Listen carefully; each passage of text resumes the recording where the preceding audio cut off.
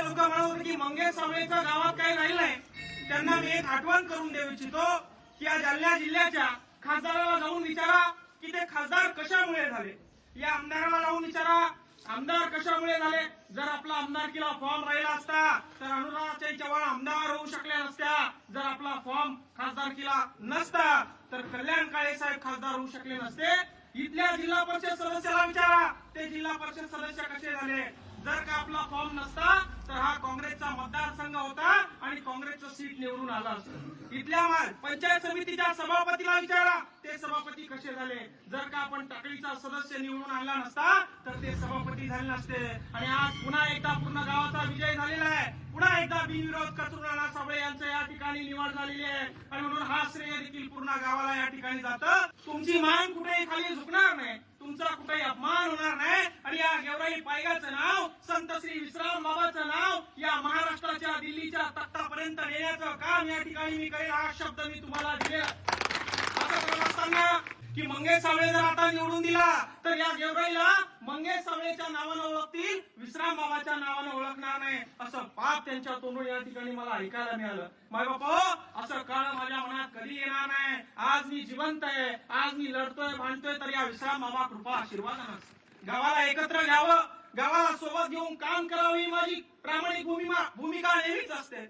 अशा वेळी देखील काही लोकांच्या पाया पडायला गेलं की बाबा आपण एकत्र येऊ, आपण सोबत लढू, ते देखील म्हणतात। आयुष्यभर दुसऱ्या पक्षात त्यांनी काम केलं, आता म्हातारपणाला पक्ष बदलला आणि जेव्हा आम्ही विनंती करायला गेलो की बाबा आपण एकत्र येऊ, गाव म्हणून गावचं नाव या महाराष्ट्रात टिकवून ठेवू, तर ते आम्हाला उत्तर देतात की आम्ही पक्षाचे बांधील आहे, पक्षाशिवाय आम्ही कुठं मतदान करू शकत नाही। आयुष्यभर आमच्या बापजात्यांनी त्यांना मोठं केलं आणि आता आम्हाला काही देण्याची वेळ आली तर यांना पक्ष आठवतो।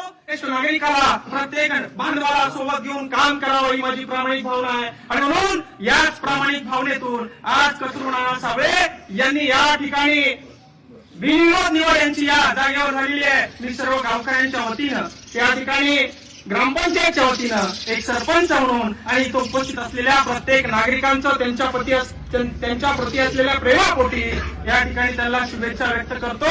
या ठिकाणी उपस्थित सन्माननीय तंटामुक्ती अध्यक्ष, सन्माननीय पोलीस पाटील, सन्माननीय सर्व ग्रामपंचायत सदस्य यांना देखील यांच्या वतीनं देखील मी त्यांच्या कचरूनाना साबळे यांना शुभेच्छा देतो। यांचं ते स्वागत करणार आहेत व तसेच सर्व ग्रामपंचायतच्या वतीनं आपण दोन्ही उमेदवारांचे या ठिकाणी स्वागत आणि सत्कार करणार आहोत। धन्यवाद। साबळे यांची बिनविरोध निवड झाल्याचं सांगितलंय आणि संपूर्ण श्रेय त्यांनी यावेळेस गावकऱ्यांना दिलंय। सामाजिक एकता आणि भविष्यातील संकल्प यांच्या भरोशावर गावाच्या अस्मितेवर भर त्यांनी दिलेला आहे। सध्या त्यांचे केवळ सत्ता नसून संत श्री विश्राम बाबांच्या आशीर्वादाने गावचे नाव महाराष्ट्र आणि दिल्लीपर्यंत आपण पोहोचवतो आहोत असं मंगेश साबळे यांनी या ठिकाणी सांगितलेलं आहे। तर गावातील काही ज्येष्ठ मंडळींनी पक्षनिष्ठेचे कारण सांगून एकत्र येण्यास नकार दिला असला तरी मंगेश साबळे यांनी सर्वसामान्य नागरिकांना सोबत घेऊन चालण्याची आपली प्रामाणिक भूमिका मंडळी पुन्हा एकदा या ठिकाणी स्पष्ट केली आहे। भाषणाच्या शेवटी या निवडीबद्दल सरपंच, तंटामुक्ती अध्यक्ष आणि पोलीस पाटील तसेच सर्व ग्रामपंचायत सदस्यांच्या वतीने त्यांचं अभिनंदन हे करण्यात आलं आहे। निवड केवळ एका व्यक्तीची नसून संपूर्ण गावाच्या प्रेमाचं प्रतीक असल्याचं मंगेश साबळे यांनी या ठिकाणी सांगितलेलं आहे। मंडळी, मंगेश साबळे यांच्याबद्दलचा हा व्हिडिओ तुम्हाला कसा वाटला कमेंट करून अवश्य कळवा। आवडला तर शेअर जरूर करा। धन्यवाद।